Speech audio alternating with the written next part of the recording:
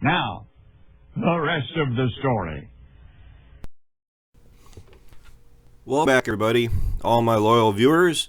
So we're on the accelerated program for this video. This is like 50 minutes of footage, approximately. I sped up to about a 12-minute long video. So this corn in particular is off of my field, or one of my fields. Fungicide, Y-dropped. It is the field that I did my trial in. That video will be coming out at a later date here. The field looks awesome. For everything it's had thrown at it. Not so much like terribly adverse weather, but well, there goes a fly. That tells you how warm it is out. I mean, we're harvesting this in like high 60-degree weather. But as far as rain and everything, I know that's kind of a touchy subject or sore subject for a lot of people, depending on where you are across the country or maybe in the world.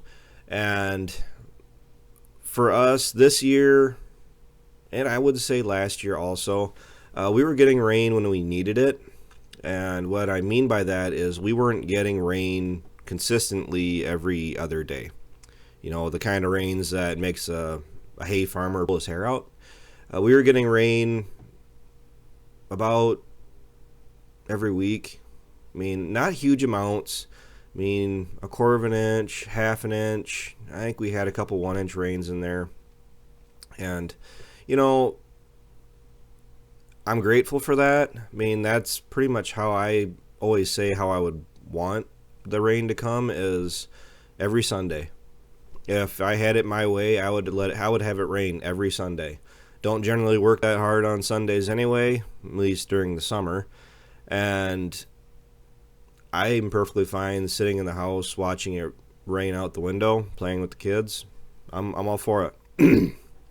So this stuff is very race-horsey hybrid, and race-horse hybrid means that its number one goal in life is to pretty much get up out of the ground and grow. And my gosh, did this stuff do it.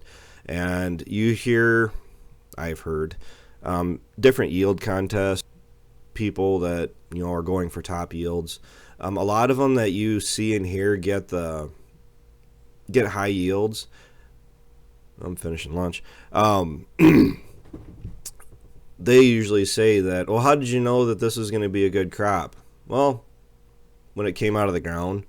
Now, I'm not going to say it was that early for me because I've been pretty vocal about it all year, is we had emergence issues.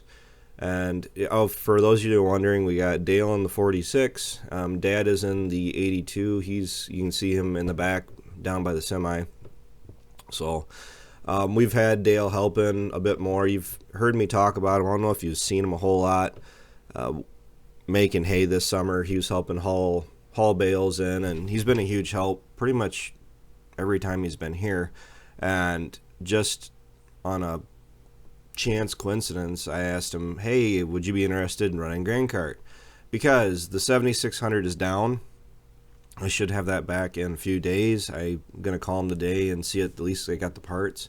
That is why the 82 is really mismatched on the green grain cart. I mean, the 82 doesn't even know it's back there. And it was also being used for pulling the gravity wagon back and forth from the field back to the grain bins. It definitely sped us up.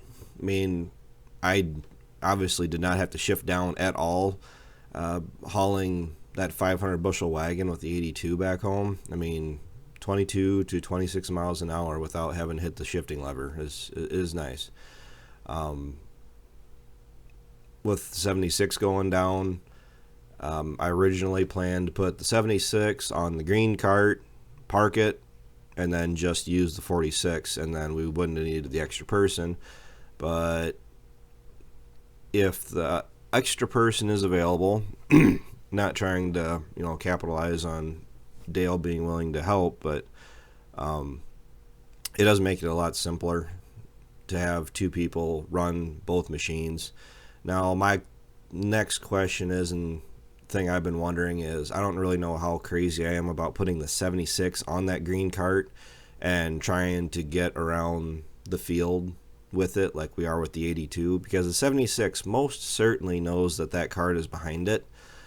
Even the 46 with the chain on the drawbar, it feels that red cart. Now, why didn't I go through the trouble of putting the 46 on the green cart and the 82 on the red cart, or using the 46 to haul in with the grain cart or the grain wagon?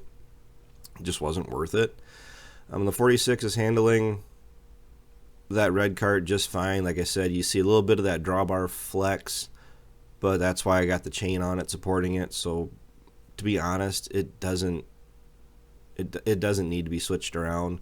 Yeah, it looks kind of silly with the 82 running around like it is, but to be honest, then isn't the 46 kind of outmatched or oversized for those wagons and the cart too? So too big of a machine is better than too small of a machine. Let's just go with that statement. So, and as far as like the rest of this field, trying to get back to what I was saying, weather-wise, this stuff really didn't have any real bad days. We had emergence issues. I wasn't really crazy about what the stand looked like. I mean, this is already after we already committed to upgrading the planter, but we didn't get the planter upgrade until the week of planting, and we had already agreed that it would be put back on for next year. Okay, so we had issues with singulation. I had more issues with getting the planter in the ground, which you hear people say that a lot, but our planter with that reveal row unit, the row cleaners, that has an airbag on it that keeps the consistent pressure across the field on that row cleaner. Our row units, that the seed meters and everything are mounted on, are regulated with an airbag themselves. So we went from 12 airbags pushing up on that planter bar, because the row cleaners used to be mounted right to the row units, which created more chatter, which I think made our singulation that much worse, to 24 bags pushing up on that row unit, or on the frame of that planter. And I didn't have the weight to put everything to the soil like I needed. Maybe it was the weather, maybe it was the year, maybe I just got lucky. But crops aren't showing any adverse effects to the issues we had. Now, this is where Travis starts to hate himself, because, okay, the yields are where they're at right now. Just be happy with it and go home.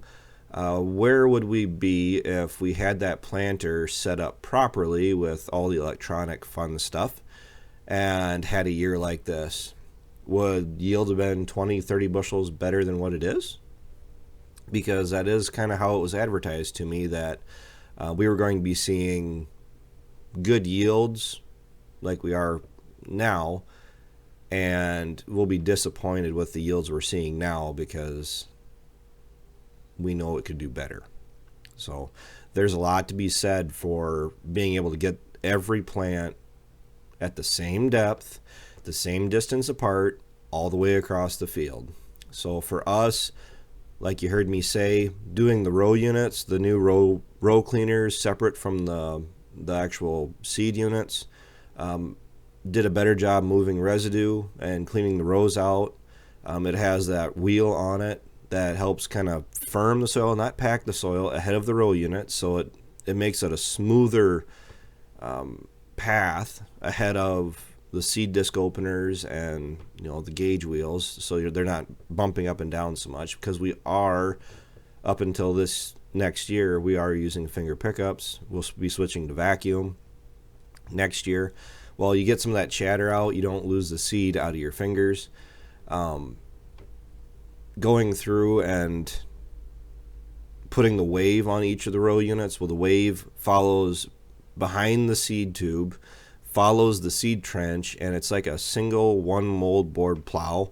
It's actually pulling the sidewall over on top of your seed, so you don't see that the soil dries out after you plant, and you can see your seed in the ground, through the seed trench.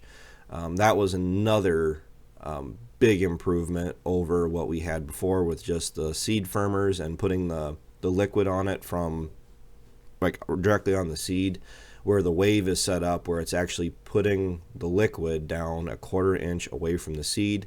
We were digging the plant roots up, and you could see the plant roots were shooting down and immediately off to the side of the seed row right to that liquid, the starter. And little things start to add up, and weather, I guess, is probably the last thing I want to say in this video before I run out of time. Is exactly that. We're fighting weather now, trying to get the crops out because rain is back and we're getting cold again, and we got 180 acres yet to get out. We're having truck issues, not literally the truck. Ryan's been running into like the train down in Dubuque, and there was a fire in between here and Dubuque the other day that he had to stop for. So when we could have had at least 2 more loads out each day, we got held up. And actually it probably would have been 3 loads because I broke the corn head taking it off the header cart. So we lost an hour there. But Calvin's happy. The combine is awesome. I mean, prices are where they're at, and I'm looking forward to next year, to be honest with you, and I haven't done with this year. So it's always fun when you actually are ending the year or winding out the year on a high note. The ground is looking like it might be freezing with all the rain we just got, and then now they're calling for like teens and low 30s where it's not really going to dry out or warm up. I already have a plan in place where if we can't get tillage done this fall, at least going to go through and hit everything with the rotary mower to process any of these stalks that are still standing and everything. And if we decide, we probably will ultimately do some tillage next spring. But right now the goal is to literally just get corn harvest done. And then if we can switch, get the last of our fodder made, which shouldn't be too big of a deal. And if we have a chance to do tillage, we'll drop in with both chisels and throw somebody in the rotary mower, and we'll have 3 machines running all at once, and we'll get her done. So thanks for watching this long, guys. I really appreciate it. I know it sounds